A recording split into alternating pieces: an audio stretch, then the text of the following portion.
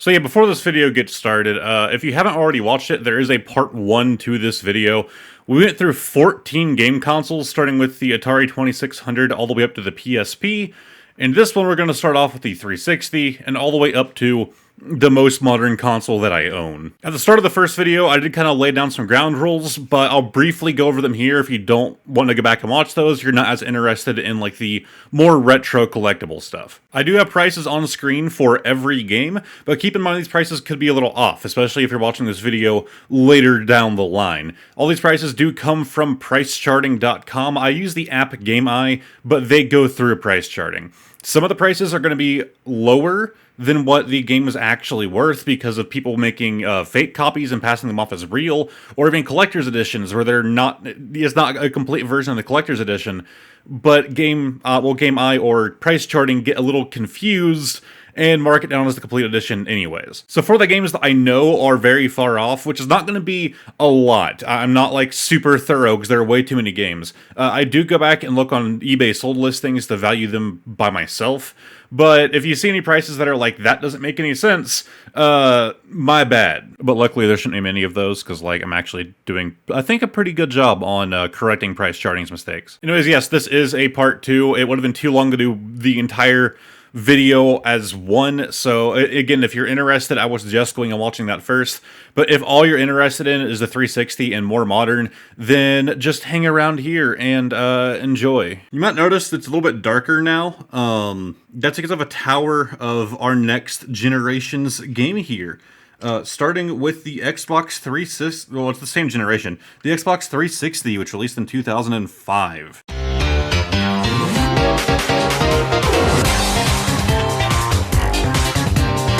The Xbox 360 is probably one of the most rewarding game consoles to collect for. You have so many great games that are so much fun to play, and because they were so overproduced, they are so cheap to go and pick up. Operation Darkness is actually one of those games that at the time my 360 wasn't hooked up, and I still don't use the 360 a whole lot. I mostly do Xbox 360 as like backwards compatibility with the Xbox One. I was hoping I could play this on the Xbox One, and it's not backwards compatible, even though it's a tactics game. I love tactics games, and I still haven't played it. But, this game sucked. Yes, Naruto the Broken Bond. It's more of the breaking bond. If you're a fan of Naruto, cool. Don't buy this. And if you're a fan of Naruto and you're still watching through it, skip what I'm about to say. This is for the original, so it's not that big of a deal. The whole point, you would assume, is about the broken bond between Naruto and Sasuke and everything that follows. No, this starts out with them being normal, like at the beginning of the show. And the bond breaks at like the end of the game. I get that's kind of the point, but the name was a little much. The story wasn't where I thought it would be. It took place much earlier. It just wasn't that great of a game either. It was like an adventure game, so it was kind of neat, but I hated it. We also have Soul Calibur 5, again, my favorite fighting franchise. I picked this thing up for $10. It had to have been rather recent. Okay, no, apparently it was 2018. We also have Resident Evil 6. I got this for free from somebody. I don't remember who now. The thing like about the movie in there. We also have both discs. I'm not that big on Resident Evil. I should be. I liked 4 a lot, but it's just not a thing for me anymore. We also have Persona 4 Arena. I picked this one up for $10 as well. It's literally this Persona 4, but fighting game. I didn't play enough of this. I definitely played a fair amount, but there's definitely more to it than what I experienced. It was fun, though. It's just not like playing Persona. Now, this game, it's a little scuffed. We got some bent plastic here, a little bit of beat up on the outer shell. The inside's actually in good condition. Now, some of you guys might know Perfect Dark Zero as being a bad shooter. I actually enjoyed it. It was actually a very old shooting game. The first Perfect Dark is like retro as hell. And it kind of like did a lot to further shooting games. I bought this back in the day when the 360 was still like the modern console. So you think the price would be decently high. Like, this is like the Steel Collector's Edition, right? Like, if we open this up, there's a lot of things that come in this. I pick it up at GameStop. It was used, hence the super beat up outer shell on it. I paid $2. I didn't know anything about the game. I just saw, oh, it's a game. and it's in a metal case, and it's $2. So yeah, like there's the manual. It came with that little slip I just showed you. There's this really cool thing I like. It's like a breakdown of like the weapons and the vehicles and like how they actually work. It's like, you know, like a lore book essentially for Perfect Dark. I like it. It's cool. But then it also came with this thing. I don't know much about the Perfect Dark story, so I couldn't really tell you what this is all about. But then it also comes with 2 discs, which is just another cool thing. As far as the story goes, never played a whole lot of it. Mostly just shot my friends a lot. Then we have Legendary, not a very great game, but not a too terrible game. I think most of the complaints came from the fact that it's weird that you're fighting griffins and crap and you have guns, along with the fact that, you know, it's not a very long game, so I think that's where most of the criticism came from, if I remember correctly. I enjoyed it. It wasn't amazing, but the graphics at the time were pretty nice, and like the enemies, like they felt super animated. Like I liked it. It wasn't amazing, but it wasn't bad. We have The Last Remnant, another RPG that I wish I could actually beat. This game was just so long, and the combat is so amazing, but it takes so long. It is a 2-disc game, and it's not like a bonus disc. It is just a very long game. Like, you're literally like building an army in this game, and like when I say an RPG, it's not traditional by any means. You are building an army, and so like you have to like recruit people, and then when they're recruited, you can like put them into individual platoons. And so instead of controlling a character, you're controlling that platoon. But that platoon will have different abilities based on the characters that make up that platoon, and especially on who is leading that platoon. Like where you are on the map, even though it is turn-based, like attacking an enemy from the back or the side can help you get certain, you know, deal more damage or whatever else. It is such a cool game. It is so much fun. It is Square Enix as well. It feels like it's trying to be Final Fantasy, but it's not Final Fantasy. But like, it is so much fun, and I go back and play it every couple years, and I can never beat it. Then we have Halo Wars, the game that looked like it was a bootleg when I bought it. I bought it at a flea market back when the 360 was still a new thing. Thinking it was like a bootleg Halo game. I had never heard of Halo Wars before. And I saw this case and thought, yeah, this is bootleg. This isn't legitimate. Well, that's because the case isn't. The game is.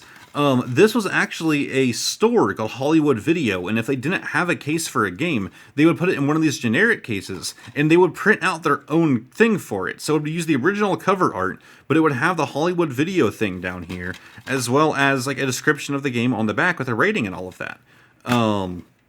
Hollywood Video no longer exists anymore, and I learned from doing some research that these games actually hold slightly more value, because people are nostalgic for Hollywood Video, even though I had never heard of it.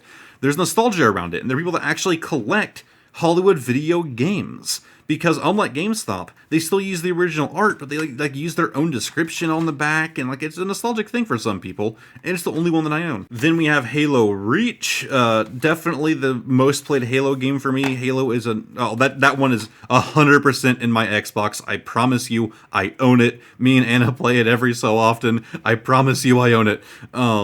But it's definitely going to be in my Xbox right now. Yeah, we played the ever-living hell out of Reach. I still like playing 5. I play 5 fairly often. But this, like, the amount of hours is ridiculous. I used to bring my 360 over to my friend's house just because I wanted to keep playing Reach even if we weren't at mine. Then we have Halo 3 ODST. As a kid, I never actually owned 3, but we did get Halo ODST. We were given Halo ODST and the first Borderlands were actually our first ever Halo games. So this is actually just to play Halo 3 multiplayer right here, whereas this is the actual game. So if you want to play Halo 3 multiplayer but don't own Halo 3, there you go. Too bad we didn't have internet, so we weren't able to do that. But yeah, I liked Halo 3 ODST. It was a good game. Also, best firefight out of any Halo game. I don't care what you have to say. Firefight felt so tactical in this game, and I loved it. Then we have the one that everybody shits on, Final Fantasy 13. I know it gets a lot of hate, and I definitely understand the criticisms, don't get me wrong, but also, favorite Final Fantasy game, I don't care what you have to say. I know I have a bad opinion on this, I have an unpopular opinion, but the story of Final Fantasy 13 is just, I love it, I love everything about it. It was probably the first game that made me legitimately tear up, and I'm not the kind of person to do that. Like, I loved this game so much. Me and Anna actually started playing through it again.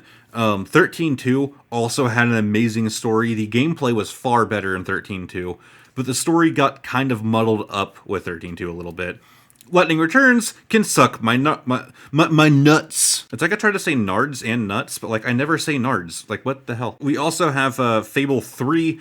Definitely the worst of the 3 Fable games, but just because it's the worst doesn't mean that it's not awesome. I still loved Fable 3. Enchanted Arms. This game gets so much crap, and it's rightfully deserved, but I still played the ever-living hell out of it. Deadpool. This was given to me as a gift, an expensive gift. God, my brother really I guess he cared about me. But yeah, it wasn't a bad game. It was funny. The gameplay was okay, but it was mostly just a really funny game. Command & Conquer 3, this is the game that got me into RTSs. I love Command & Conquer 3.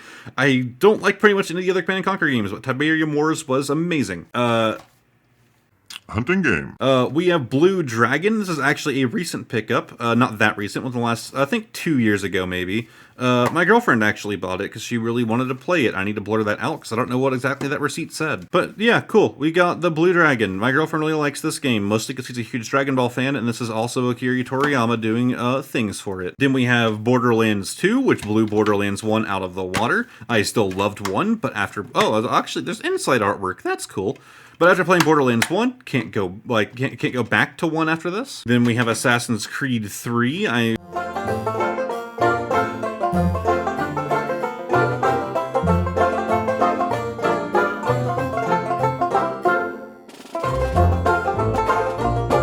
They're still great. Brotherhood might have actually been my favorite, which is kind of based on 2. Another great game. Then we have Army of Two. I loved this game as a kid. It was a lot of fun just to pick up and play with a friend and try to get all the golden guns. Oh, I actually forgot. I have Dead Space 3, Disc 1, and Disc 2. I don't know what happened to the case, but I have these. This is also I'd say within the last year. I said I wasn't do too many collector's editions until I get to the later part of the video. But this isn't like anything massive. So we have the Hitman HD trilogy. I mostly like it, and I got it for a good price. Because like you have artwork in the this game, like the case is just a book. It's literally just like a book. And it works like a book. You have like all these like concept art and just like really cool things for the Hitman franchise in here, along with the Hitman HD collection on 2 discs. And lastly, yeah, I have the collector's edition of Oblivion. What have you done this month? Open this thing up. I know I should have saved this for the actual collector's thing at the end. Maybe I'll mention it there. Wait, oh yeah, I forgot this thing like slides out. I'm dumb. Because I am going to have timestamps below so you can skip to wherever you want to go. So I might mention this at the end. But I picked this up because I wanted to play through Oblivion again, and I was like, wait, there's a collector's edition? And spend a bunch of money on it. Now, sadly, it isn't complete. It's missing one thing. That one thing is also the most expensive thing in this whole collection, and that is a coin. It is an actual septum from the series. And sadly, that's not in here. But it does have a very important book to the lore. Skyrim and the Elder Scrolls are my favorite series ever, and the lore is the whole reason that I'm still alive today. I love it too much. And the Pocket Guide to the Empire is like the best like lore book that we've had. It's actually kind of old. Like this isn't the first time they've ever released this Pocket Guide to the Empire, but I'm so happy to have a copy of it. But then on this side, we just have a map right here. I'm not going to bother opening it up. You all know what the map looks like. We have a guide, and we have a digital game guide. But yeah, this game does come with a septum. I do believe it is the most expensive part of the collector's edition, and I've tried to buy it online, but they're just asking so much money. And yeah, it comes with the bonus materials disc, which is just amazing. I want to go through that again. It has some cool crap. I'm sorry, I am such a nerd for anything Elder Scrolls. It is just by far my favorite series. And, oh, I'm happy that I bought this thing. But that is it for the amazing Xbox 360. Before we go to the next console, I just want to mention I started recording this video at it was 3:30, I think, 3:30 or 4 o'clock. It is currently 7:20. This is taking so long to do, and I still have to do the consoles and all the other bigger stuff. I might be splitting this video in two. Of course, you guys will already know that, but I don't know where the split is going to be. It would be before this, though. So, if you guys have liked the video so far, give it a like, at the very least, because this has taken up, my entire day off from work. But we are moving on to the next console. We have 1 year after the Xbox 360 in 2006, the PlayStation 3. Now, fun fact, I don't own a PS3 or a PS4. Don't get me wrong, I think the PS4 is better than the Xbox One, in my opinion, but I used to have a PS3. My brother owned it, and we played games together. And I played games on it. So I have a collection of games that I can't play. So we have Dead Island Game of the Year Edition, Dynasty Warriors Gundam 2. This is definitely a pretty fun game, but a little complex. And Soul Calibur 5. This is how I originally played Soul Calibur 5. Then I really wanted to play it again before 6 released. And so I ended up buying it on the Xbox 360 instead. Now, I don't know exactly why it's in this case, but you're probably wondering why I have Radiata stories for the PlayStation 2 here. This was my brother's game back in the day, and he played the hell out of it while I didn't. It looked like a lot of fun, I just never really got the chance to. The game is no longer in here, because we had this game in our PlayStation 2 when somebody broke into our house and robbed us and took our PlayStation 2. They mostly took games, by the way. They took my old stepdad's gun, and they took a bunch of games, and they were there for a while. I mean, for our Xbox, which they also stole, they had time to test things. We had a broken Xbox controller that we had with the Xbox, and that they left it. They took, everything else, but they left the Xbox controller. And, that means that they had time to sit there and test them, because the controller looked like it worked fine, but they left it. Well, we know who the thief was. We knew him before he robbed us, and he was eventually caught. I think he's still in jail for doing other terrible things. But, yeah, he had already sold all the stuff, so that kind of sucked. But, inside Radiata Stories 2, yeah, we have Modern Warfare. This is actually a friend of mine. This is his second copy of the game. He gave it to me so I could join him and play it, but I was never a Call of Duty person. We only did it once or twice. We have Heavenly Sword, which was a pretty fun game. I did play all the way through this one. I don't think it was amazing. It felt pretty lackluster. It definitely wasn't as good as it looked like it would be, although there was, wow, PSP, only $170. They did eventually develop it into a movie, and I would say if you're interested in this game, maybe just watch the movie. We also have Sonic 06, everyone's favorite Sonic game. This game is glitch-free. It's well known to be the best Sonic game. We do have Devil May Cry 4 right here. Like I said, I own all the Devil May Crys, but 5 I only own digitally. Actually, a friend of mine bought it for me on the Steam for, I think it was Christmas, and I streamed it back when I still actively streamed on Twitch. But yeah, Devil May Cry 4, I didn't like it quite as much as a few of the others, but 4 was still great. Then, honestly, the whole reason I want to get a PS3. I know, it's a kid's game. But I don't have much reason to get a PS3 now. Little Big Planet and Little Big Planet 2, the amount of creativity of the levels and the games that people would make inside of this game, holy God. For me, my friend, and his brother, this was a party machine. We spent probably months of our lives just playing different games that people made on Little Big Planet 2. When I first saw it, I was like, yeah, I don't really want to play it. It doesn't look that great. His younger brother, started playing it, and I was like, that looks like fun. So we all started playing it, and it just never stopped. The same people who made this did go on to make Dreams, the game where you make games, which is very fitting from coming after this. And I want to get a PS4 because I want to play Dreams, just because it's the same people and it looks like so much fun. But sadly, I don't have one, and I don't really have the money to blow on one. And coming in 2006, we have the Wii!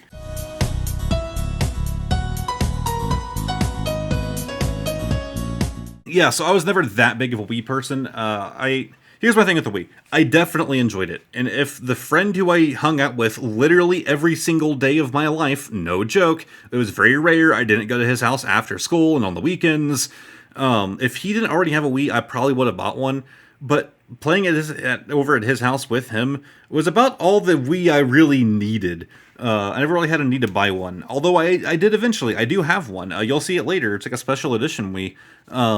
But we have Wii Sports. This has obviously been bought for $2. This one actually does work. We have another similar game that doesn't. But yeah, bought it for like $2, and yeah, it's Wii Sports. This actually came with the Wii that I bought. I haven't actually played it. I'm not interested in it, but my girlfriend liked Bakugan, and so I figured she would, and no, she hasn't played it either. This game, I mean, I had to get it. I remember another friend of mine, I would go to his house and play Link's Crossbow Training, and like we would all like compete for high scores. Like 90% of his family, like his parents, played Link's Crossbow Training. This game was so much fun for being just like a pack-in little game here. Like, I'm not even that big of a Zelda person, and I freaking loved this game. I played it so much, and I picked it up again, and I played it for a few days. Really wish I had played it more. Maybe I'll go back to it. It was a fun game. This also came with the Wii that I bought. We have Mr. Mario here. This is the new Super Mario Bros. Wii. This game really did help sell copies of the Wii, even though it's just like a cardboard game. Then we have something that's kind of sad. I have Super Smash Bros. Brawl. Yeah, it's not complete in case, which, like, if I had any game complete in case, this would have to be it, even though I don't like Brawl as much as Melee or Smash 64 or Ultimate, but it's still Smash Bros. I just wish I had an actual case for it. It does work, though. It's in good condition. Then we have Blastworks. I bought this because Majesco. I thought it would be another crappy game that I could possibly do a video on, because crappy games are easy content when you're trying to be a lazy YouTuber, and that's why I have rebranded my entire channel. I don't like what I used to make. But we have Blastworks. I actually haven't played it. Then we have Wii Play. Yeah, this is the Wii game that doesn't work. We bought this, and it looks like it's in good condition. It's not. The disc is ruined. We could never get the Wii to actually read it, but we bought it for pretty cheap at like a thrift store, flea market deal. Tony Hawk Ride, in case you're wondering, yes, I do actually have the skateboard. I plan on doing a video on that as well, possibly a stream. Never happened. We have Tron Evolutions Battle Grid. I don't know if I actually ever played that. Yeah, my girlfriend picked up Pet's Crazy Monkey because it's a monkey, and we kind of worked together to make a monkey that just looks like a stoner, and that's like all we did with this game. We just made a monkey that looks stoned, like he's wearing a beanie, and like he's just a good little monkey.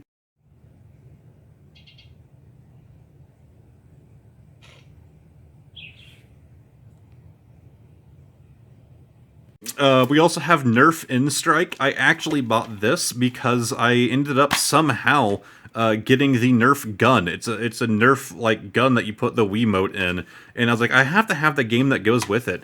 And I gotta say, like, this game is actually good. I know it's Nerf. Like, I know it shouldn't be good. I like it, man. It's not a bad game. I bought this because it was like, what is that, $3 up there? It's a weird 2. That is a 2, I promise you. And thought it might be entertaining. No, probably the worst Wii game I have ever played. And it is complete shit. The controls don't even function. We have Mario Kart Wii. Most definitely my least favorite Mario Kart, but it was still fun for a while. When I bought this, I grinded it out for a few weeks. We have Dragon Ball Revenge of King Piccolo. I actually didn't even realize that I owned this. I don't know if you're a good game. I have Cooking Mama, a game that I have very little experience with, but you know, it's a pretty fun little cooking game. It's like a challenge. Then this is actually another, yeah, I actually got this kind of recently. We have Bust the Move Bash, another Majesco crap game. but it looked like it could actually be fun. I actually liked the original Bust-A-Move, and so I picked this up, and me and my lady friend were going to play it the night we got it, but we never actually did. And so once again, I have another game that I've never played. And that is it for the Nintendo Wii. Now, believe it or not, it's widely considered that the 8th generation actually started off with this new console, where the Wii released in 2006, basically ending the previous generation. Generation 8 actually started in 2011, a long while later, with the 3DS.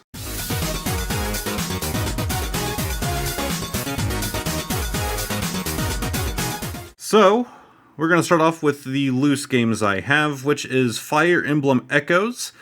I really wish I had this in case. I bought it at GameStop like this, like a while after the 3DS was kind of fading out. I think the Switch was already out too. It's a really fun game. I love Fire Emblem. Then we also have Mario Kart 7. I thought I had the case for this. I thought I had your case.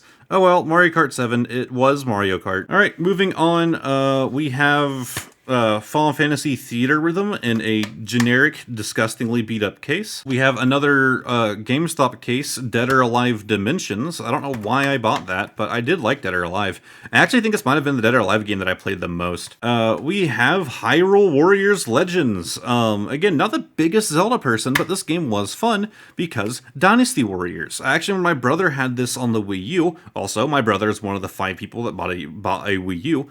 And it looked like a lot of fun, and so I bought it for the 3DS, and I actually played it a good amount. Next up, we have Pokemon Sun. How could I not have that? God, that, I still have the receipt for it as well. I also need to blur it, because that has too much information on it. But yeah, I have the Pokemon Sun, and I decided that when getting the newer versions, I would stick with Sun, and I picked up Pokemon Ultra Sun for a decent price. Sure, it's worth a lot more now. And yeah, it was also another very fun game to play. And another receipt. God, why do I keep receipts in these? Next up, we have Pokemon X. And yeah, that one actually is in there. I thought I was missing one of these. But yeah, there's Pokemon X, arguably one of my favorite generations. Then we have Pokemon Moon. Oh no, it's not in there because it's in my girlfriend's DS. Yeah, she got Moon, I got Sun. She never did upgrade to Ultra though, so we don't have Ultra Moon, sadly. This is another one of her pickups as well. We have Paper Mario Sticker Star. It might also be in her DS case. Yeah, she has like a thing that she puts all of her games in. We picked it up from Control Freak for $20. It's really washed out case here. Like the back is fine, the front, that's been in the sun. But of course, we also, it had to happen. I'm too big into Fire Emblem. When they announced Fire Emblem Warriors, I dropped Hyrule Warriors so fast. And then I put way too many hours into this. And then we have the highest rated Smash Bros. Game to ever exist. Super Smash Bros. For 3DS. Very creative name. Very fun. It definitely played just as well as it did on the Wii U. Don't let anyone tell you any different. Then we have Monster Hunter. Final Fantasy Explorers Hunter. Yeah, it's this Monster Hunter, but Final Fantasy. It was fun, I enjoyed it, but I'm not a big Monster Hunter person, so what did you expect? And that is it for the 3DS. 1 year after the 3DS, a certain other company decided that they wanted to get back into the handheld game and somehow managed to outsell the 3DS. We have the PlayStation Vita.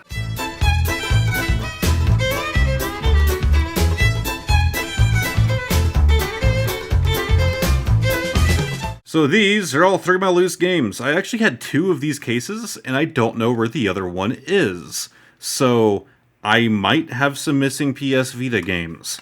Anyways, you can actually put 4 cartridges in there and an SD card on both sides. So the first one is PlayStation All-Stars Battle Royale. Not a terrible game, not as good as Smash. Farming Simulator 2014. My brother found that at work. He found the only person he knew that owned a Vita and gave it to me. And then Gravity Rush. It was a very fun Vita exclusive. Moving on, we have Ragnarok Odyssey. I believe this is another game that I played a downloadable demo for, and I really liked it, and so I ordered this online, not knowing it came in this crappy case. We also have Final Fantasy X and X-2. This is both of the games, one of which is downloaded.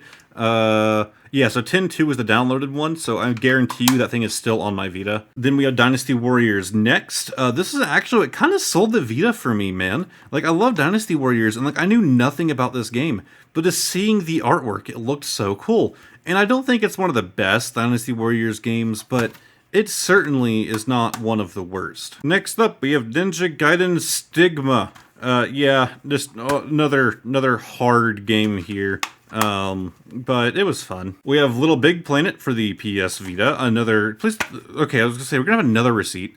Again, I love Little Big Planet, and I didn't really have a good way of playing it after my PS3 disappeared. So I picked up for the Vita, and it's not bad. It's not good. It's just kind of in the middle. It's fun. It's still Little Big Planet. If you want to play Little Big Planet, this will scratch your itch, but it just wasn't quite there. And the worst thing is that the Vita had the touchscreen on the back. I have big boy hands, so when I'm holding it, like it's not comfortable for me to put where you're supposed to put your fingers. I put my fingers on the back of the screen, but in this game, it's one of the few games that use the back touchscreen. I would accidentally jump and do some stupid crap. Can we say underrated? I picked this up with no idea what it was. I'll start off and say, very Japanese game. Do you think Attack on Titan would make a fun game? This is kind of it. This game is so unique, and we're going to give it the world's shortest review here. Probably not. People actually make a genre out of that. You're a prisoner. You did crime, but then classic anime trope, you get amnesia. So basically, you're having to relearn this world while you're in prison. So the point of the game, as you can see right here, is that you are a prisoner. But they use prisoners as basically like their military. You have to fight off these giant beasts and crap like that in order to take years off of your sentence, so you can try and get released before you die. And like the sentence you're given at the beginning is like 10,000 years or something like that. And believe me, that life sentence crap is real. You can do the smallest things that they don't want you to do, the government doesn't want you to do, and time is added back to your sentence. Literally at the beginning of this game, you are not allowed to sprint. The sprint button functions, you can't do it, because you have to earn points to basically, like it says, fight your way to freedom. You have to earn your freedom, and being allowed to run is considered a free thing to do. So you have to like earn points that let you sprint when you're like going around the prison. Until then, you have to walk. You have this like little android thing that like follows you around, and she helps you out, but she's also there to monitor you. And if you get too far away from her, you get more time added to your sentence. Like, it sounds really bad and restricting, but believe me, most of those things, most of the annoying ones, you buy off within the first, like, couple hours of the game. Like, in the first, like, 2 or 3 hours, maybe, all those annoying things go away, for the most part.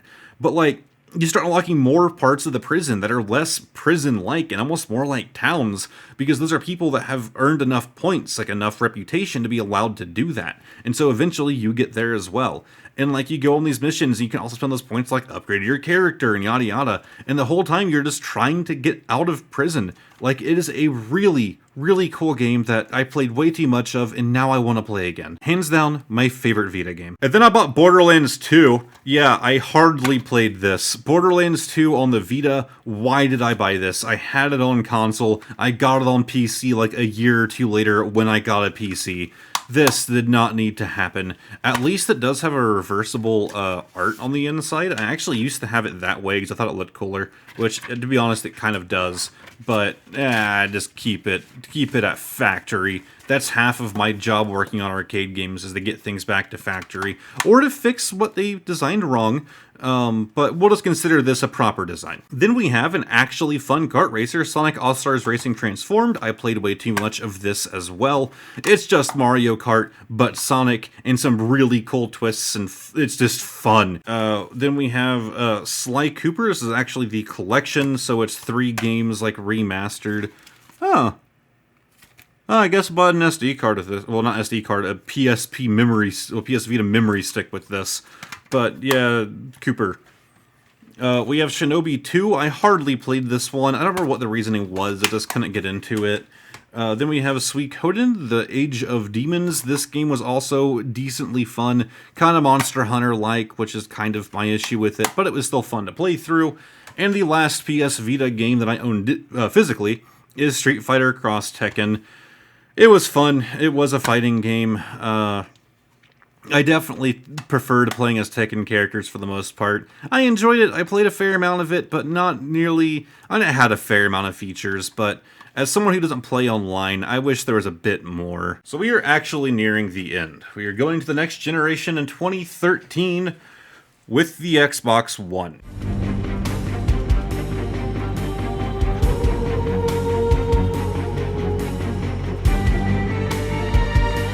Most of my Xbox One games I don't even own. I play a lot of Game Pass. So that means my collection isn't that amazing. Like this copy of Battlefield 1 that I got for like $1. It's a fun game. It was on Game Pass at the time. I don't know if it still is. And so I didn't really need to buy it, but GameStop was doing a sale and I literally got it for like, I think it was like $1 or $2. We also have Extinction. This game wasn't awful, it wasn't amazing. This is more like Attack on Titan, because you are fighting these giant titans. It was fun for a while, but my god, it did start to dry. All I'm saying is, I paid $10, I think it was worth that. Anything more than that, don't pick this up. Okay, now hold in your laughter, okay? Hold it in, just wait, don't laugh, okay? Okay? It's fine, you don't have, okay, you don't have to make fun of me. Yeah, I have Battleborn, and in case you're wondering, yeah, I paid full price. Oh, and wrestling. Now, I have an excuse. The game actually isn't bad. I know, I'm being made fun of more. The game isn't bad, okay? Everybody hated it because it failed so quickly, and they felt like an Overwatch clone, but it wasn't. It's not even a PvP game. Yes, it is a hero shooter, but it's not supposed to be PvP like Overwatch. Yes, there was a PvP mode. That was a side mode. The main purpose of the game was PvE. You're working together. And it was a lot of fun. I had a friend that picked it up. It was actually a coworker of mine. And he really wanted to play it with somebody. And the game had just released, so it was still kind of pricey. And I was like, you know what? Screw it. It looks like fun. Like, I'm more of an Overwatch guy, but it looks like fun. And we played it together once. Dragon Age Inquisition, Deluxe Edition. This game got Game of the Year. I don't know why. I like Wow, what the hell? What happened here? Did I surely I bought the game like this. Yeah, I did get it from Control Freak. That makes a bit more sense. Yeah, I like Dragon Age, but this one, it was too much for me. Sunset Overdrive, I bought this with my Xbox. It's really popular. I never got into it. I played it just to sate me, but it wasn't that great. Can we talk about why I bought an Xbox? I'm a PC gamer. It's mostly what I do. And most Xbox games are on PC. But Final Fantasy 15 wasn't going to be on PC. Halo 4 and 5... Halo 4 is on PC now, but Halo 4 and 5 were not on PC. And Kingdom Hearts was not going to be on PC. So I had a choice. Do I get a PS4 and I can do Kingdom Hearts and Final Fantasy, or an Xbox and I can also do Halo? And the Xbox made more sense, especially because it was cheaper. So look, I personally do regret it to an extent. If it wasn't for that, I wouldn't be as into Halo as I am now, and I still love that franchise. But I kind of regret it because the PS4 just had the games, man. Again, I'm not into console wars. Like whatever console you like. They both have their upsides. But I personally wish I had gone with PS4. But I kind of also am happy with my Xbox decision. The Division, again, let the laughter ensue. Oh, good, my camera's overheating. Good timing, you can't make fun of me when I pause my camera. Okay, camera's cooled down. So we have We Happy Few. This is another game that I got for a stupid good deal. I was somewhat interested in it. It looked like fun. It looked like a really kind of like wacky world. And it actually is. It's actually a bit better than I expected it to be. It's definitely worth trying out. I bought this and have no intention of playing it. I actually like The Elder Scrolls Online. I play it fairly often. Just on PC. But it was $2, and I can add it to my Elder Scrolls collection. I don't need to play it on the Xbox. Here, we have Final Fantasy 15 Deluxe Edition. Kind of hard to read when it's on there. Yeah, it's just Final Fantasy 15. I probably didn't need to buy this version, but I really wanted to buy this version. So it does come with a few things. First off, you get some DLC. You get like a new costume for Noctis, you get a skin for the Regalia, and you get a new sword. These are just codes for it. They're all used, so it doesn't matter if you see it. God, my throat's killing me. This was actually awesome. Thank you for your support, with signatures from a shit ton of people at Square Enix. Like, I just love this. Also, TBT, whoever you are, screw you for signing it like that. You don't need to be that big. Yeah, it's just like a really cool little thing to add. Let me fold this properly. The complete official guide available now. So I actually do have the guidebook as well. I'm not going to run out there to my living room and grab it though. But it also comes with the game and the Kingsglaive movie, which is an amazing movie. Honestly, like, whenever I started playing the game, no, actually, I didn't start it yet. Yeah, that was the first thing that we did. Me and my lady friend sat down and watched through the Kingsglaive movie before I started playing the game, because it is a prequel. You're supposed to watch it first, but I'm sure most people didn't. I'm sure most people would rather just play the new expensive game that they just bought instead of watch a movie. But it was definitely beneficial, in my opinion, to watch the movie first. This game is amazing. I know 15 gets some crap as well, but I think overall it is a really good game. Then we have another game we got a good deal on. We have Gears of War and Rare Replay. I mostly got this for Rare Replay. I think it's a fun, good old time. Then, yeah, there's only one. No, there are 2 discs. Okay, I was gonna say maybe the other one was a download. That is the downside of Rare Replay, though. Major downside is that only some of the games are on the disc. Most of them you have to download. And when you download them, the Xbox treats all of them like they're different games. Which might be okay, but it's all part of the collection. I'd rather just launch Rare Replay and then play my Battletoads. I don't want to have to see it on my Xbox home screen all the time. Also, yes, I am definitely losing my voice. This video's been too long. We have Valkyria Revolution. I really wish I had played more of this. It's another one that I got it within like the last year or so. It's fun. Then we have Kingdom Hearts 3. I mean, obviously I bought that. I told you that was part of the reason I got the Xbox. Product registration. Well, somebody else can register my product. Kingdom Hearts 3. Then we have Fallout 76. I got this for like $5 on eBay when the game first released and proceeded to never play it. But I did play it on PC and got way too addicted to it. I just didn't need this copy. And we have Destiny. Yep. Oh my god, I have more. Oh, I have more. I probably have even more that I don't know where they are. Because most of my game consoles are in this room. My Xbox is actually out in the living room because my lady friend plays it more than I do, honestly. We have Halo 5. Obviously, I mentioned that earlier. We have Borderlands 3 Deluxe Edition. We got this again for a stupid good sale. Even though I already own Borderlands 3 on PC, this was a good price, and it was a way for me and my lady friend to play Borderlands together without her having to pay full price to get it on PC. We also have Naruto Shinobi Strikers. I know that price seems like a little bit much. I think we got it on some sort of discount, but this was one of her games as well. It's a mostly online Naruto game. It's really weird. We'll blur that. You saved $10. Oh, nope, that's okay. Actually, I did buy it. That is my card. Yeah, we saved money. It's pretty fun, but I haven't played it. I just watched Dana play it. And this has been my girlfriend's whole life. She's been playing the ever-living hell out of Kakarot. She's actually had it for a while. I got it for her, I think, for Christmas. Back, Christmas 2020.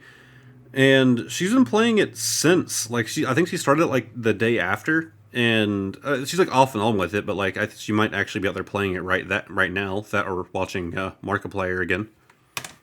And now that's all the Xbox One games. Again, sorry about my voice. I'm going to have to record the next part of this tomorrow, because like I said, I started at 3:30 or 4 o'clock. It's 8:39 right now. I have taken breaks to let my camera cool down, but aside from that, I've just been killing my voice. And now, my current favorite modern console, which is oddly not a part of the 9th generation, but it also makes complete sense that it's not, because it's not a new thing. Hopefully Nintendo makes up for that we have the Nintendo Switch from 2017.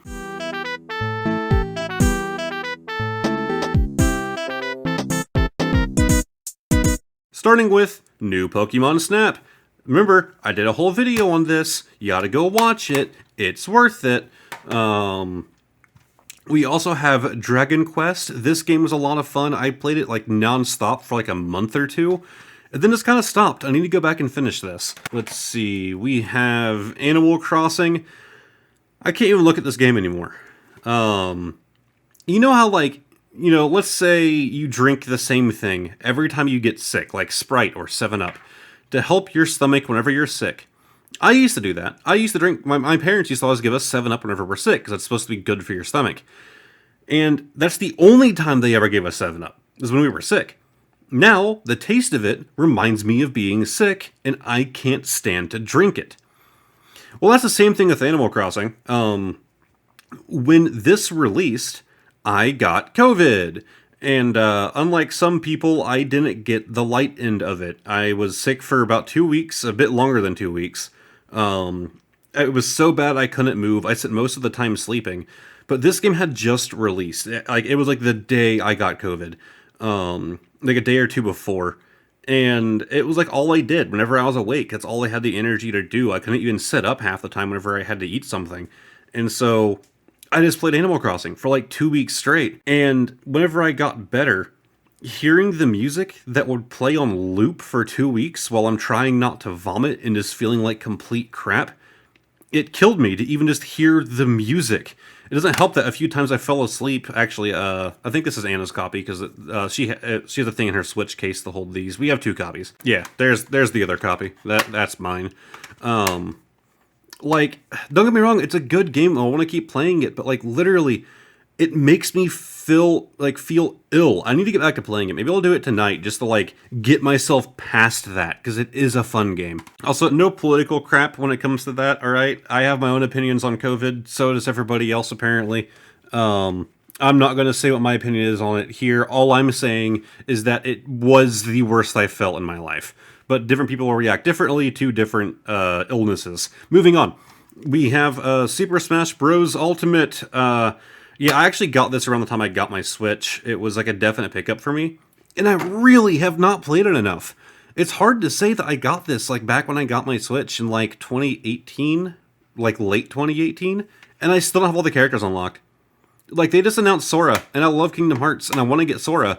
But how can I justify paying for a DLC character and not even have all the characters that come with the game? I've actually shown this recently. I do have Digimon Cyber Sleuth. I haven't played it in a little while, which is kind of upsetting. Wow, that inside is boring. Also, Pokemon Sword is in there. I need to put that back in its proper case. I'm bad about doing that. But yeah, fun game. This is Pokemon Shield. It's not going to be in here because it's in Anna's Switch or in her case. But yeah, we have Shield and Sword because, Pokemon. We also pre-ordered Diamond and Pearl. At the time of this recording, they haven't released yet. They'll probably be out by the time this video is out, if I had to guess. It's going to take forever to edit. But yeah, we both pre-ordered our own copies of that as well, so we get to play matching games. Yeah, I'm fat. Also, another underrated game. If you don't want to blow your money, get this digitally, because the whole point of Starlink is if you want to ships and characters, and you can unlock new characters and crap. Well, not really, but you can level up your characters, and like every gun, every ship, every character has its own levels, its own attributes, and everything like that to level up. That's a lot of detail in the back, just to say nothing. Where is Starlink, actually? It might still be. I played it recently. It's either in its Switch or it's going to be in another game case. Anyways, I actually have a bunch of the figures for this. If I remember, when I go to film the next part of this tomorrow, I will show the figures I have. If you own it physically, you don't get all the ships and the characters. You have to actually buy the toy in order to use them. So I actually have the PlayStation 4 version of this game as well. I'm not going to show it in this video. It's my only PS4 game. Just because it came with a ship and a character that I didn't have. But I have a few other ships and characters and guns, and it's a fun game. But if you don't want to go broke because you don't care about the Toys for Life stuff, just get the digital version. You have Xenoblade Chronicles 2, another RPG that I just have not played enough of. I know Mr. Beat 'em Ups like always craps on this game. I enjoy it. It's fun. Wood. We have South Park, the Fractured But Whole. I really did not play enough of this. Why is there an SD card thing in here with no SD card in it? I did not play enough of this. I played a fair amount of the first game. I think I beat the first game. I don't know. I couldn't get into this one as much, even though I think it blew up more. We have another one of Anna's games. We have Ni no Kuni. This is actually another gift to her, I think, for Christmas as well. Might have been her birthday. It's a fun game. It's very happy fun time. It good. And then the last Switch game is actually a limited edition, like collector's edition game. I have a few more Switch games to show later, but the rest of my Switch games, unless there are some that I'm missing here, actually, I didn't see Mario Kart. I own Mario Kart. Okay, I found Mario Kart, and Starlink was inside of it. I am so bad at this crap. But yeah, that means that this is what's in my Switch. I've been playing digital games like Minecraft. But yeah, we got Mario Kart rather recently. This was a few months ago pickup. I waited way too long to get this. Anyways, yeah, I do have a bunch more Switch games that are like collector's editions. I think 3 or 4. No, there's more than that. So those will be later on. But yeah, I loved this game as a kid. You're playing as a bounty hunter in a really crazy world. And yeah, it's one of these that like kind of moves. It's pretty cool. It actually like makes up the inside of this for the display. It also came with like 1 or 2 other things. I don't know if they're in this or not. Yeah. So it came with like a little keychain with a little fuzzball. I can't remember exactly what they're called now, but the main character does call them fuzzball, so that's kind of fitting. You also have stickers of all of the critters in the game. But yeah, it's a bounty hunting game. And these guys are actually ammo. You fire them out of your crossbow, and they God, I'm really losing my voice. They all do different things. And I played this game a lot on the original Xbox as a kid, and I don't own it but anymore. But when they released, when they announced this game was coming to the Switch, I was super excited. And I saw there's a limited edition, and I forked out some extra cash to get it. I haven't beaten it on the Switch yet either. I did pick it up on PC well before this release, like this version. If you guys want to play Oddworld Stranger's Wrath, get it on the Switch, or get the original.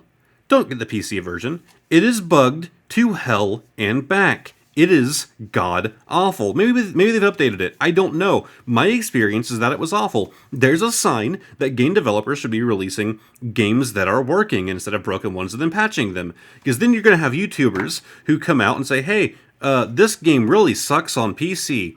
And they could have fixed it by now, but anybody that's watching this video who got interested in this is not going to know that. Release working games like this. This one was good. So that is all of my physical games. I'm gonna have to get some B-roll to put in here and maybe at a few other parts. I know it is not the world's largest collection by any means, but I'm definitely happy with it. I think there's a few things that I really need to grow in. I think I need to get more Game Boy Advanced. I would like to get more Switch. I definitely need more PlayStation 1. My N64 collection is a decent size, but I just want to get more of them. I love that. The GameCube and Dreamcast definitely need to go up. Did I not? No, I did show the GameCube. Okay. For a second there, I forgot. I thought I forgot to do the GameCube. But anyways, yeah, if this video ends up getting split in 2, then I apologize, but it's a lot longer than I ever expected it to be. Now I gotta organize all my games, and then tomorrow I get to film all of the bigger things. And it's not just gonna be collector's editions, I'm gonna be showing off quite a few other things.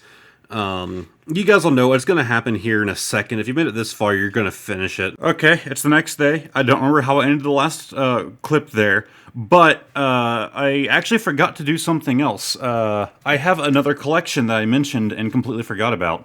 Yeah, I collect demo discs. My brightness is too high again. Yeah, that looks better.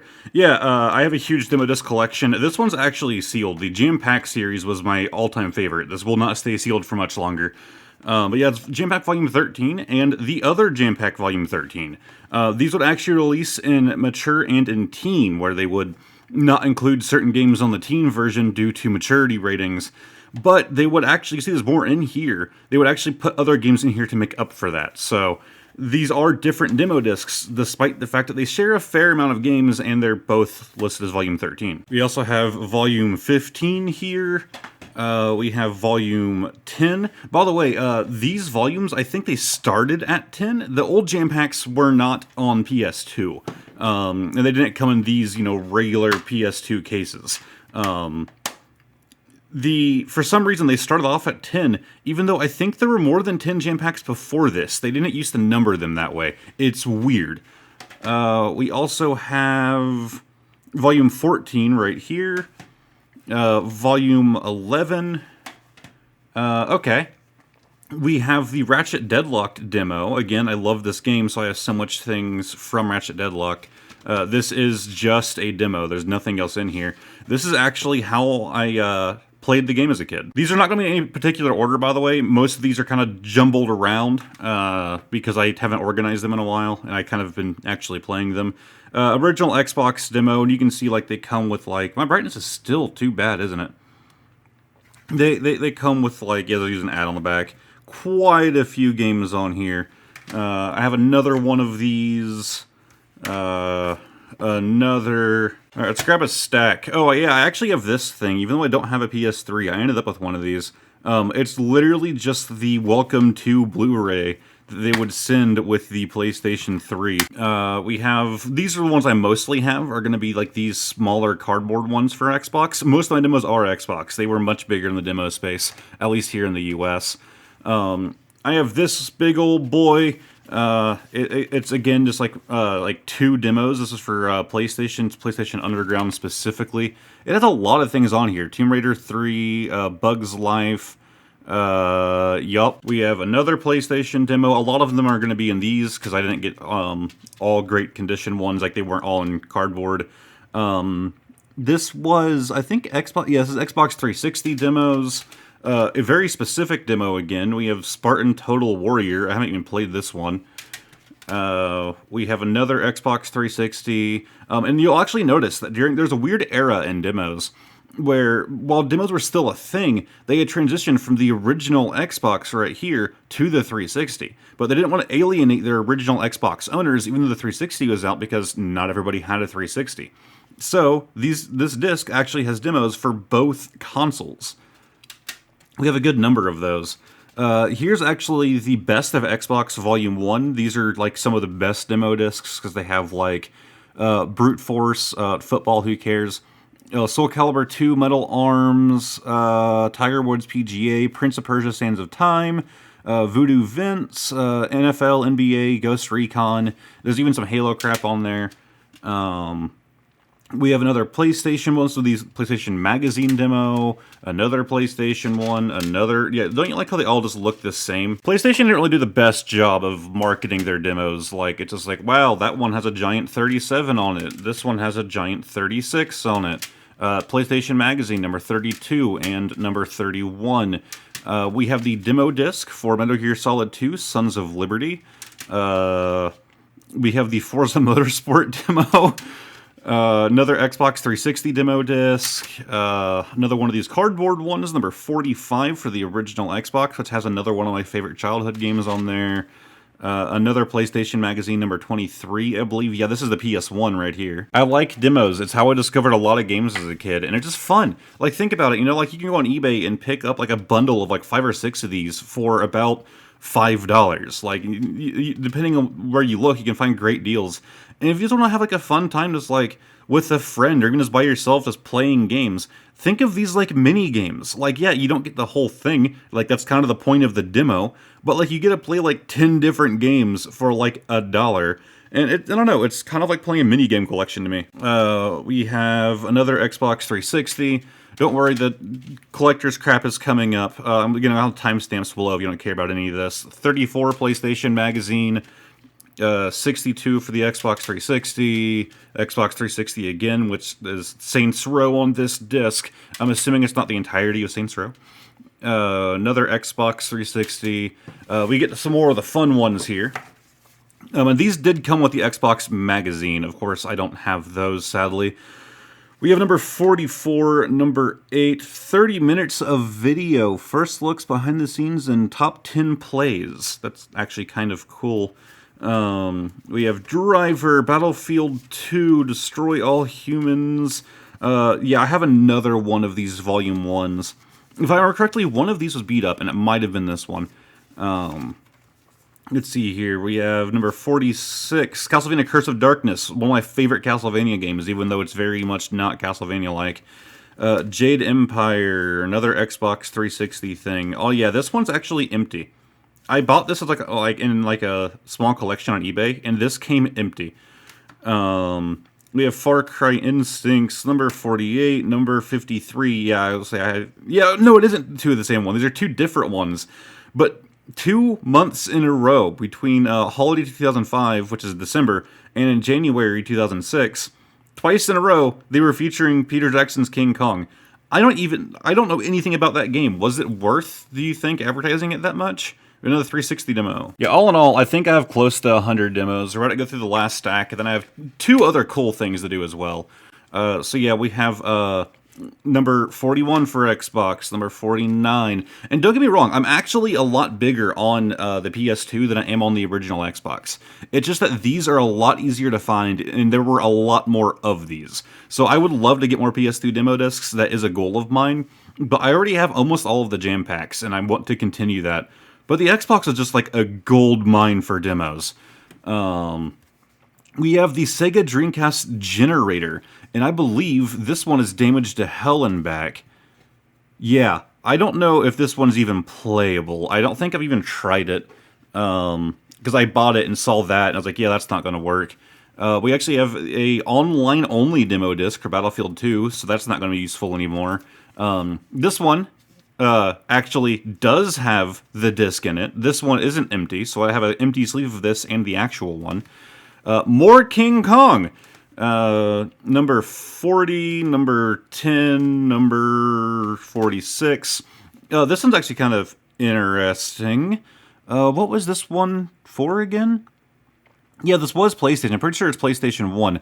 But this is the one that came in real good condition. There was no damage in shipping whatsoever.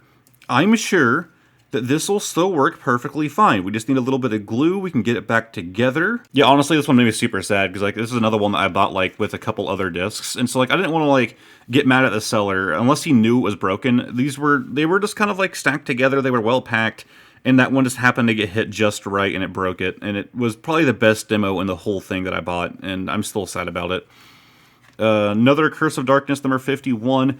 Yeah, this one's actually cool. This is from the Xbox Arcade. This actually has games from the Xbox Arcade on it, which normally are download-only games. And I believe that they are actually, yeah, it includes Miss Pac-Man. It's kind of cool. I kind of want to get more of these. We have Battlefield 2, number 47, number 36.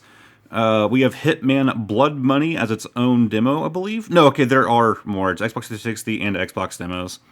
Number 54, another King Kong. Another online-only Battlefield demo. We have another Dreamcast one, and I think this one's also damaged. Yeah, that one's actually far worse. All my Dreamcast demos are just not usable, even though I really want them to be. I need to try and find these in good condition. Yeah, we have a really cool little Xbox 360 one. I think it's in good shape. Yeah, that one's clean. But yeah, this one is just a bunch of music and videos for sports titles. I'm not a sports person, but it's still pretty cool.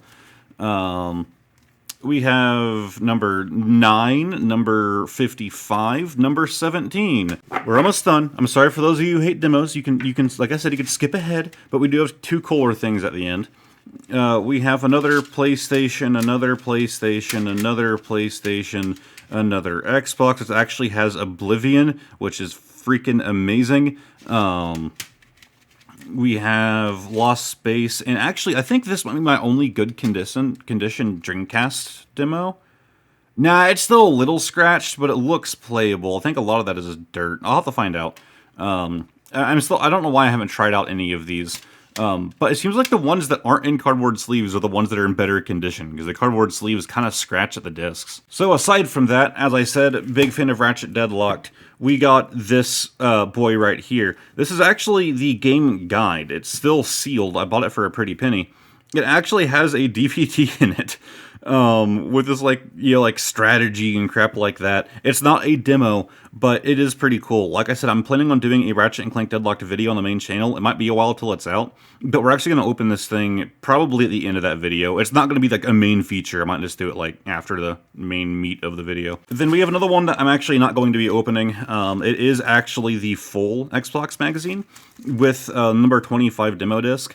I would open it if I don't already have that disc outside of this. Also, that's not my address. I have no idea what is that, Georgia? Yeah, so we have an actual Xbox magazine that's still sealed. Okay, demos are out of the way. Finally, we get to some of the more cool things. These are not just going to be special collector's editions. They're going to be some other just interesting things. Like, I actually collect some foreign games. I had like a small surge for like a week of buying like foreign like Japanese games, but we're going to be going in a completely random order. These are all just kind of stacked up. I bought Corpse Party Back to School Edition. I remember my brother really liked this game, and I figured I'd try it out because they did eventually release it on the 3DS. And this collector's edition is weird.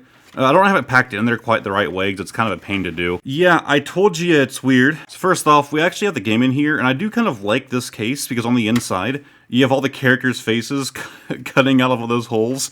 There's even more back here. We also have a soundtrack for the entire game, which is still in great condition. But yeah, this is the weird part. It's two of the characters from the game, but you can change out their faces and their arms. I can't fully tell you why, but yes, I saw this in a store and thought, yep, that's what I'm spending my money on today. It is a little beat up, but it's not too bad. We actually have a Switch one here, and this was bought from GameStop. I bought it for a whole $30. It was on sale. This is actually the day one edition of Dusk Diver. It looks like Dusk Over. It's Dusk Diver. It looked kind of interesting to me. My biggest thing is, oh cool, collector's edition of game. I ended up playing it for a good while. It's hard to call it a JRPG. I think it technically qualifies as that. It's a really unique game. So it actually comes with this like a bunch of these like pins here, like based on characters and stuff in the game. They're very like cutesy little pins. Arguably my favorite thing is it actually comes with an art book for like concept art and stuff like that. Actually, I keep feeling like my brightness is too high whenever I show like white things on screen. But yeah, it's just like concept art for the game, and it's a really cool inclusion. I love art books. I always like buy them, even though some of them are way too expensive. And I like whenever games just like kind of come with it if you get like a collector's edition. It's neat. It's one of the coolest things that you can do. But yeah, then we have the game itself, which I actually need to take out of this box. I tend to like glance over my collector's edition games, because like I have them all in like the large boxes and they're not like lined up with my other Switch games. So I kind of need to leave this out so I can actually remember, oh hey, I have this game to play. It's fun. Now this next one is not my game. Yeah, Anna bought this game. It's called Root Letter. I know almost nothing about it. It's just not for me. But hey, maybe one of you guys out there is interested in it. It's also a day one edition. Actually, I think these might be the same company. These are the same company. Oh, well, I never knew that. Either way, this is a visual novel. It's basically just telling a story. You guys know what visual novels are. Why am I trying to explain it? Is there something else in there? No, it's just a cardboard flap. So there's the game itself. She definitely liked this game, so... Oh, okay, again, it's going to be in her Switch case. She has a Switch Lite that you put cartridges into. Okay. So just like a little advertisement in here. Oh, it actually opens. I never really went through this. Yeah, just more stuff that they make, I suppose. And it also comes with an art book. See? Cool inclusion. I like this company. They do a good job. They include cool things. My only downside to these, like my only like dislike to like these like collector's editions is that because they come in cardboard, you have to take extra care of them. Like all the whitening at the top of this thing. Like they're harder to take care of than like if they use like a firmer material. But I mean, we paid $30 for each of these, so you can't complain that much. So next up, we actually have another Switch game that I have been playing lately. And by that I mean, after I filmed the part that we just watched, I stopped recording, and I played this for literally the rest of the night until like 3 or 4 in the morning. We got Fire Emblem Warriors. I think I might have actually shown the game previously because I didn't have it in this box, but this does come with some pretty cool things. Actually, some of which I'll have to get some B-roll to show you because I don't have all of them in here. Let's see here. So I did get this on eBay for a stupid good price, but we actually have the soundtrack in here, which is a 3-disc soundtrack featuring my bitch. We got Lynn there as the 3rd disc. Just a really cool inclusion. I love that they use like the original sprite art. That's one thing that I love about Fire Emblem is that they always keep the sprite art live, even if it's not being actively used in the game. Every game is going to feature sprite art of some kind in the game for the characters. I love that crap because I grew up with Sacred Stones and the original English release of Fire Emblem. But this right here, I only have a few to show you right now, and I'll explain why here in a minute. But this also comes inside, and of course I have the game, but I think I showed it previously already. You pull that off, and you have this little thing in here. And these are just like cards, I think is the right term to use, for like every playable character in the game. So we have Cordelia here, and they all have the same backing to them. We have Frederick, Lissa, Hakona, Sakura, Elise, and Kadia or Sadia. I don't know exactly how, like, the characters in-game pronounce your name differently.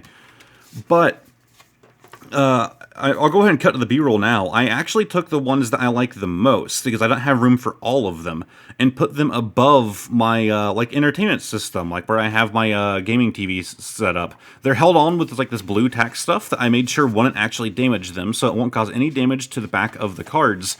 But that way there's no attacks or anything going through them, so it keeps them in good condition. And it just, I don't know, it looks cool. It's been up there for years, and you might have spotted them in my other videos, but they're not always visible due to camera angles. But yeah, I literally spent like my whole night last night playing Fire Emblem Warriors again. I actually played with Anna for a while doing split screen, and then she had to go to bed because she actually had a job interview that went super well, so you can go congratulate her down there. Actually, here are some foreign games now. This is, God, I know it's Fire Emblem. I don't remember which one, but we have Fire Emblem for the Super Famicom. I don't remember which specific game this is. And, like, obviously, I don't speak Japanese, so playing this is going to be a little hard. But it's a collecting thing, okay? I didn't buy it so I could play it. I just wanted to have it. Wow. You can plug your console in. We also have, that's cool. That is way too cool. On the back of like a control scheme. Less cool. We have a manual right here. And then the game itself, which is actually wrapped up, which I really appreciate. Again, it's a little beat. The box and everything else is in much better condition than the actual cartridge. By the way, I do actually own a Famicom. It's just kind of in pieces right now. I took it apart because it really needed cleaned out. And there was something that I needed for it. I don't remember what it was, but I didn't have the money to go blowing on it at the time, so I didn't buy it yet.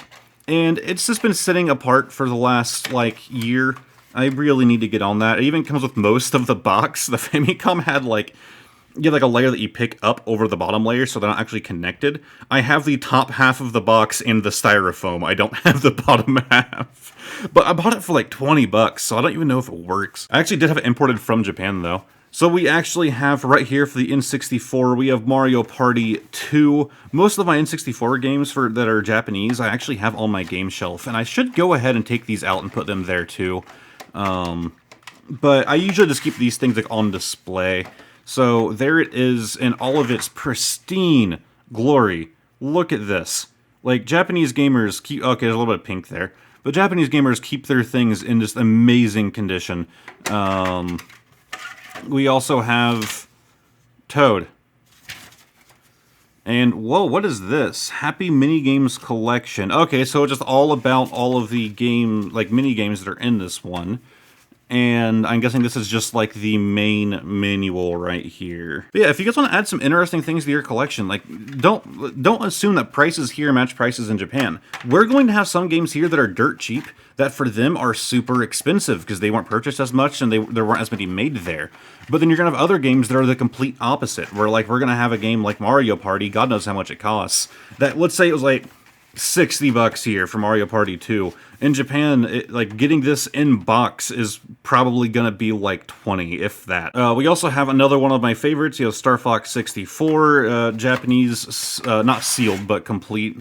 Actually, it's not complete, there's no manual, so I just have the game itself. This is the best condition one that I have. It's another N64 game. It's Yoshi's Story or Yoshi's Island. I always get, Yoshi's Story. I always get the names confused. I love this game so much as a kid, and I actually have been playing this copy.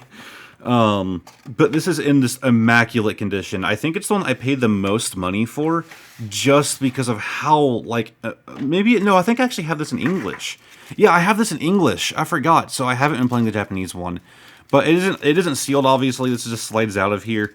But, like, this is in just stupid good condition. Like, it looks brand new. There's, like, no damage to the inside at all. Like, it looks like it hasn't even been slid into a 64. Which is honestly kind of sad, because that means that whoever bought this game was really missing out. It's a great game, even though, going back, like, man, I was so much better at this game as a kid, or at least I imagine I was. Probably just bad memory. So yeah, we have like control things here with our Yoshi boys. This is the game that made me fall in love with Yoshi and why he's my favorite character in Mario. More how to plug in a socket. And of course the manual, which is just like, it's this like old, like, I can't find the words for it. It's just like this like cardboard-like paper. Like, it is a really like unique kind of manual. Almost like the Yellow Pages, like phone books, things that nobody uses anymore. It's cool and very fitting for Yoshi. Come on, man. Why is it that the Japanese were so good at keeping their games, like, in good condition and keeping their game boxes, but here in the US it's so hard to find? I can't say that.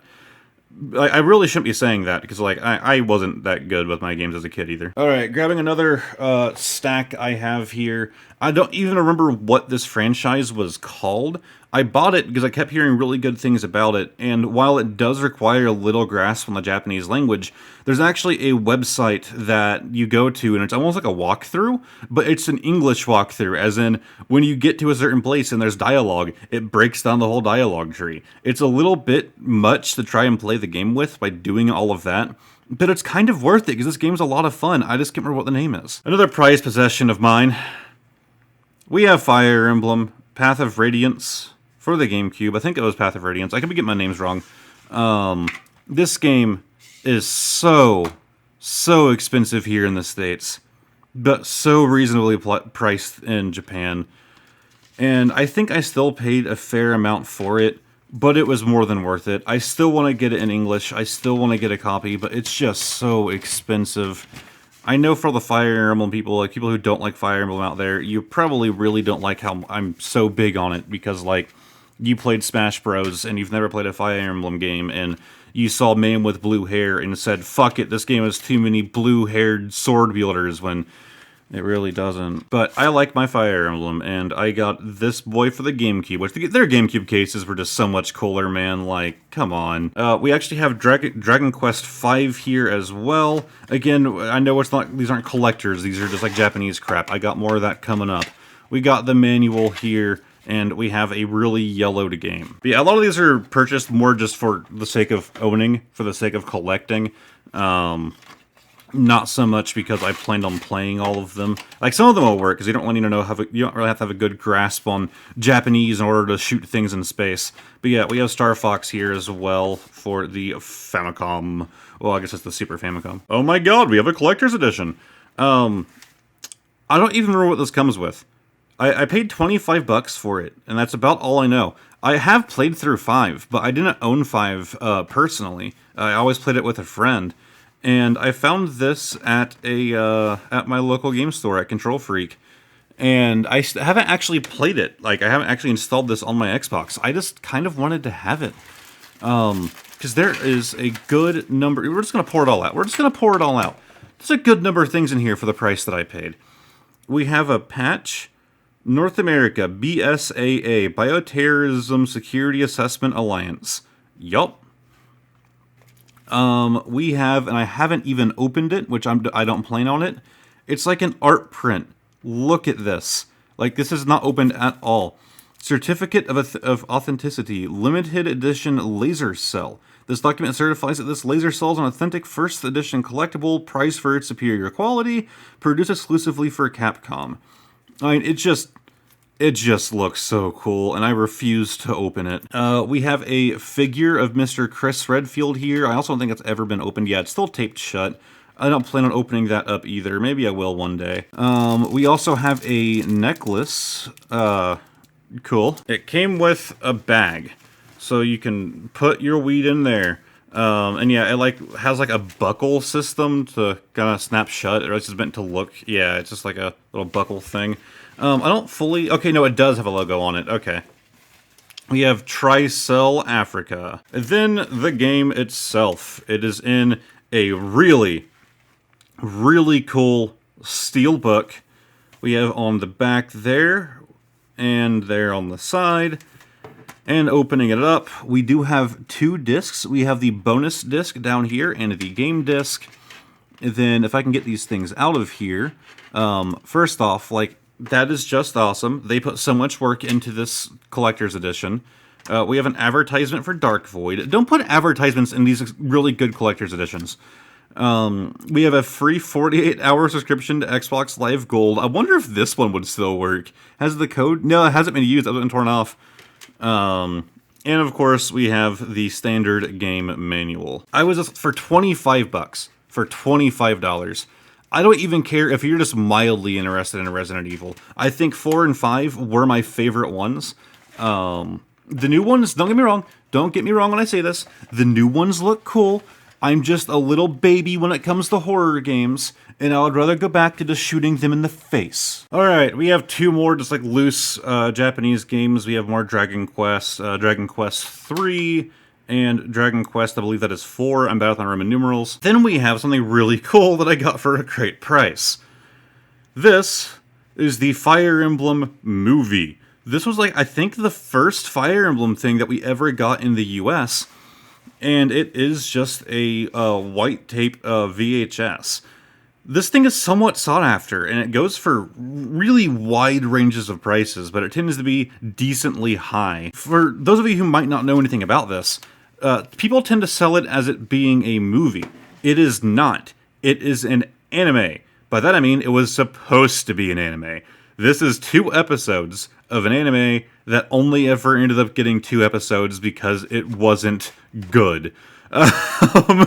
Apparently, it's mostly universally panned. I don't have a VHS player, so I still have not watched this. But if you guys are interested in that, I consider doing almost like a reaction video on this. I have to go buy a VHS player in order to watch it and to record the thing itself, of course, in a way that still makes it for fair use. But I think it'd be interesting to go through, so if you want to see that, let me know. If I do that, it will be on my main channel. I don't even know why this is in here. I have an NES cleaning kit. You know what? We'll open it up. We'll open it up. This is a collector's edition NES cleaning kit. You shove this thing in by the handle, and you give it a few good shakes, and bam, you have a clean NES. Another Japanese game, we have, Final Fantasy VI, I believe? It's the one with Terra. I like this one. So we do have a manual in here with Squaresoft. We have another how to plug a thing into the wall. I don't know what this is. Yeah, it's a thing. It is an insert. And of course, we have the game itself. I will say, nothing in this box is in a particularly great condition. All the paper things in here kind of beat up, and the game's a little yellowed. But the box isn't too bad. We got some stains on the top half. But aside from that, it's pretty clean for being a white boxed game. My last 4 in game, we're almost done. We actually have another favorite of mine for the 64, arguably my favorite 64 game, question mark, which is finally coming to the Switch, which makes me so happy. We have Kerbal? We have Kerbal. There is Kerbal. We have Kirby and the Crystal Shards. I remember I played this game with my dad growing up, and it is just, I love it so much. You swallow enemies to take their abilities like any other Kirby game, but the main purpose of this game, it's actually like a 3D-esque, it's still side-scrolling, platformer. Whenever you swallow an enemy, you can see there's like these are all different like attacks here, like different things that you can swallow. Well, you can actually combine two of them. So you can combine like the electric with the rock and get. I think that one actually makes the electric yo-yo if I remember correctly. But you can swallow up two enemies to combine their attacks and make like a unique attack. And some of them are like not even really attacks. Some of them are just like meant to like. There's like a fridge that spawns food items to heal you.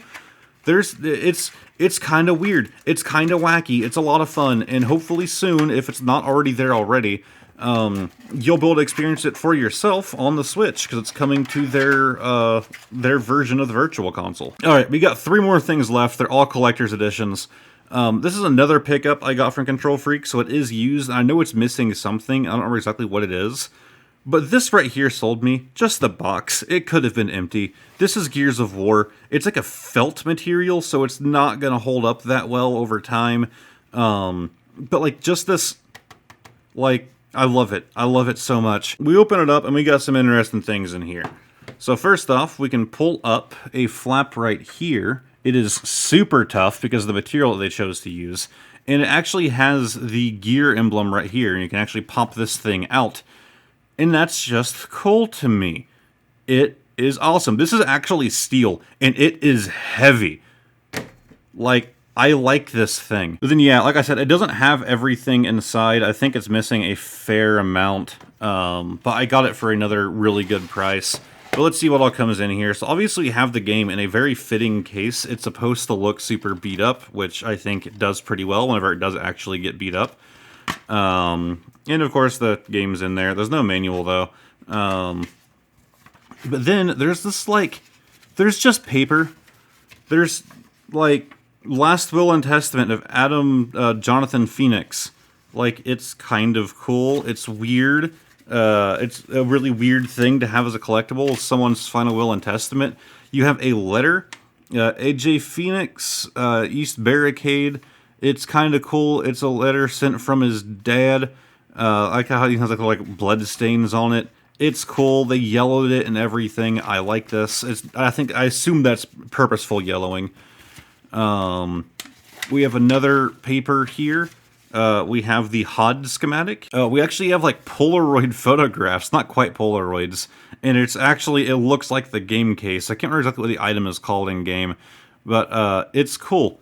I like this. This is a really unique little collector's edition. And then we have the Octus metal. Yeah, it's like a clear thing. I'm sorry, I'm not that big of a Gears of War person. I'm sorry, I don't know all of these inside out. Well, those actually, yeah, they'll fit in there.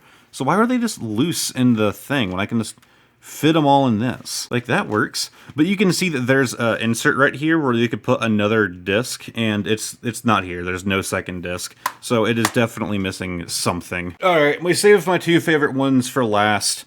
Personal favorites, keep that in mind.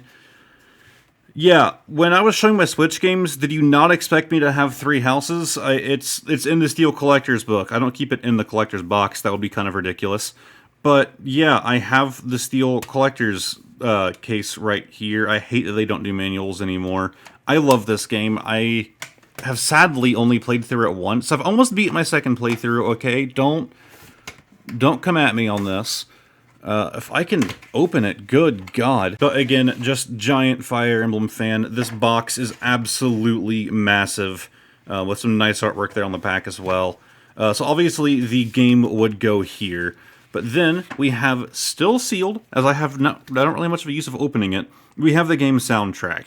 Like, I can listen to the soundtrack online. I don't need to open it. It's just a cool thing to have. We got this boy right here. And when we open her up, it's not supposed to open up that way, by the way. It's really crappy glue. I don't have any use for this anymore, but it's still pretty cool. It's a calendar from Fire Emblem. And it's actually a kind of useful tool to have. Because if you don't know, this game has a lot to do with, you know, the day of the week. Yeah, it's for 2020. It has a little thing here so you can, like, stand it up. But it's not a terrible thing to have, because if you need to remember like what dates are coming up, there are some important dates in this game. You have like St. Sarah's Day, you have people's birthdays on here, which their birthdays are actually important. You have to do things during them. But you also have like different like unique artwork on every one of these pages. Like, it's just a really cool little thing to add. Good job, Nintendo. But yeah, it did come in this, like, really crappy, like, cardboard sleeve. You're supposed to slide it out, but the glue, like, day one just fell apart on me. But then, we have, once again, an art book. And this thing is huge. It just has art for, you know, concept art and crap like that for, like, basically every character in the game. Some information on them, like original, like, sketches and stuff like that. Then, of course, as you get further towards the back of the book, you get some more unique things. Like, whenever it transitions to a new category, you have this, like, clear-ish paper right here. It's just, I don't know. I really like this thing. I think it was definitely worth getting the collector's edition just because of my Fire Emblem addiction.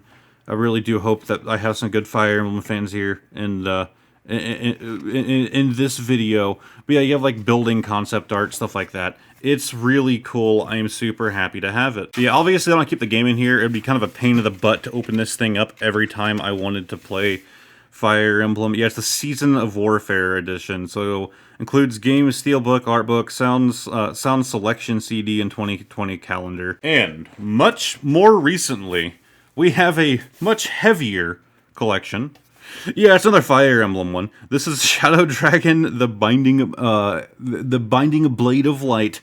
This is like a 30-year anniversary thing, and like I said, this is a big boy. It's a definite cool thing to have. I'm sorry, kind of struggling to fit the whole thing in frame.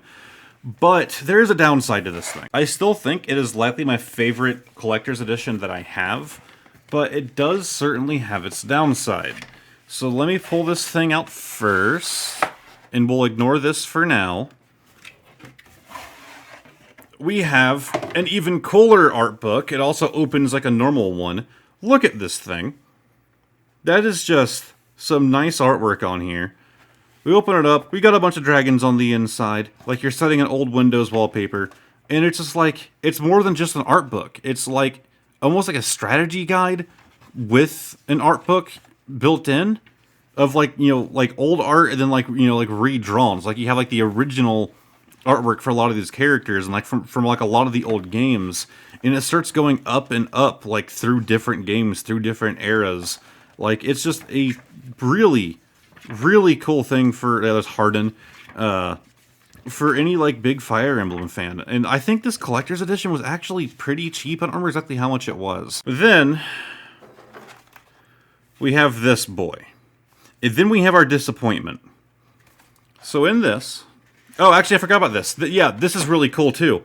It's the Nintendo Power like magazine issue, but printed up, like upscaled to be a poster from when Fire Emblem released, and it was translated into English, along with the page that it had, well, 2 pages that it had on the game on the inside. Actually, is that just... Yeah, okay, it is just 1 page, because one's in, like, Spanish. But we also have a original NES box right here. They actually remade this box. If you don't know, this game was not ever released in the US. So this is a fully translated game with a translated box. We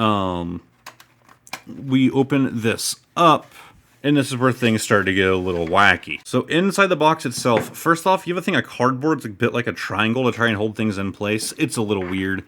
We have a map right here. It's nothing too crazy. Like, you do have like locations of enemies and stuff like that, like people that you can recruit. Oh, that got folded. Oh, that makes me sad. This is the manual. Oh, why did it get folded? But then the coolest thing in this whole collection. First off, you have a dust cover. Okay, it comes with a dust cover. But then, they remade the cartridge out of glass. This isn't like some cheap crap. This is like a freaking trophy. It is made out of glass with the sticker on it for the original game. It's like, look at this thing, man. This was the whole reason that I wanted to buy this. Now, you might have noticed one downside in this collection. Where's the game? So if you go underneath the game case, they didn't even bother to put it inside.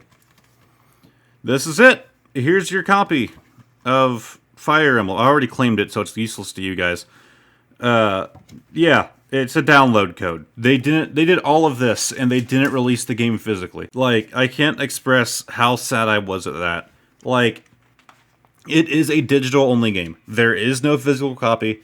There is no way to get a physical copy. I don't see limited run games telling Nintendo to screw off and they'll do it themselves. Like, that's it. You don't get an actual physical copy of this game. If you want to play it, you have to buy this collector's edition to get the code, or you can buy it on the eShop for a lot less. Which, to be fair, if you're just wanting to play the game, do the eShop version. Alright, so I told you guys I'll be going through like the consoles and crap as well. I'm not going to be doing that. There's not much special about it. I only have like a couple special things. Like I have a Game Boy Micro. But aside from that, I mentioned that I did have a special edition Wii. It's not that amazing. It's just the red Wii. This was done for like the Mario anniversary. Of course, I did pick it up used, as I never owned a Wii as a kid. I've only had this thing for a few years. You know, a little GameCube memory card in there. I never used my GameCube. I just used the Wii for my GameCube. But it's in perfect working condition. It's a nice red Wii. I wish they would have done something, since it's like a Mario themed kind of deal. They could have done something special with it, but nah, it's just red. Also, I did get my Star Fox copy out of it. And arguably the most special console I have, if I'm guessing here, it's the Pikachu edition Nintendo 64. You might notice that's not there. It's a gray one. That's because I actually own two 64s. I did like a trade with somebody, a good friend of mine, because he owned this, but it didn't work. My god, it was disgusting. This thing was in god-awful condition. I had to tear the entire thing apart. You can actually tell I'm missing some, like, a foot pad there. I had to tear this thing apart, and it was full of literal bugs. Not kidding. Just a bunch of dead bugs. It was disgusting. Cleaned the whole thing out. I scrubbed the entire bottom of this, the sides, the top. That sticker was ruined, so I had to get rid of it, sadly. There are people on eBay and Etsy who actually make stickers for that now, so I need to buy that. Like replacement stickers. Of course, you press this little foot to turn them on. Well, to restart, this is to turn it on. His cheeks flash red a little bit. It's actually kind of cool. Like, if you don't have a controller connected, you know, the N64 won't work. You have to have your controllers plugged in before you start playing. His cheeks will start flashing, and they won't stop if you don't have a controller plugged in, or if the cartridge isn't being read right. It's like an error code. It's kind of cool. Though all these stickers are official, I managed to not ruin them while cleaning this thing out, and it works perfectly. Yeah, this one isn't modified to play Japanese games yet. Those right there, the nubs that you have to cut off if you want to play Japanese games. But it was missing the expansion pack cover. So I just put the one from my N64 on here and gave it my expansion pack. But yeah, it wasn't working, and the whole reason was, aside from all the dead bugs, it was either those causing a short somewhere in the console, but whenever I took this out, because it had an expansion card in there, when I removed it, not only did the expansion card literally fall apart, but then the console started working. So I think the whole issue is it had a bad expansion card in there. So I replaced it, I cleaned the hell out of the inside of the port there. This took like days to refurbish this entire thing. But now I have a working Pikachu in 64. I still need to modify it and take it back apart and modify it. Actually, no, I don't. I kind of want to leave this at factory. I might take it apart and just take this out and take the one out of my other N64 and put it in here. Because I actually do use this one now instead of my regular 64, because it looks cool to have on my shelf. But yeah, that's it. Like I said, I have a bunch of other game things. I have like a collection of controllers, a bunch of other just weird things. Shit. Yeah, like I have these things. This was this like Cube World thing that they did back in the day that I always wanted as a kid, and so I bought them. And I don't really have much use for them as an adult, but as a kid, they would have been really cool. I don't even remember how to power them on. But the whole point... Yeah, okay, there it goes. Yeah, it actually shows on camera pretty well. But yeah, each of these cubes has a different character with a different personality. And when you link them all together, you're basically making a world for them. And they'll actually interact with each other, they'll go to each other's rooms, they'll fight each other. But they all have different personalities, and like they all do different things. You can actually kind of control them here. They're cool. I can't figure out how to turn them off. Okay, I put them on the floor. Hopefully they're not being picked up that well on camera. I can't figure out how to turn them off. I mean, like I have this like old Super Advantage Joypad. This is actually a replacement. I have the regular one. I just kind of like this big ball on here, along with an adapter that lets you plug it into my computer. God, those things are loud. Okay, I legitimately can't get them turned off, so I'll just put them on the other side of the room, so hopefully they won't pick up on camera.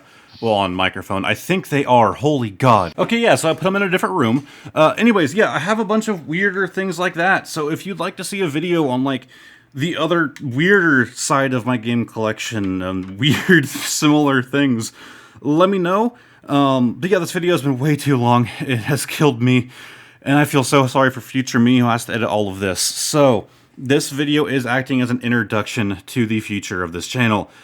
Pokemon's not going away. It's always going to be the main focus. But I'm going to start doing some gaming videos here and there, game pickups and other just weird things once in a while.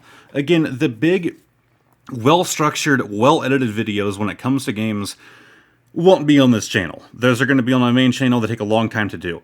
This is going to be just more of like spur of the moment, things off the top of my head, like it's not going to be like super planned out, but I think it's an okay idea. But if you liked this video, give it a like, subscribe to the channel, and hopefully we'll be back with some more regular stuff soon, and some gaming stuff here and there. Thank you guys very much for watching. I seriously hope that you enjoyed, because this took a day and a half of my life to produce, and God knows how long it'll be to actually edit it all together. Thank you guys for watching. Goodbye.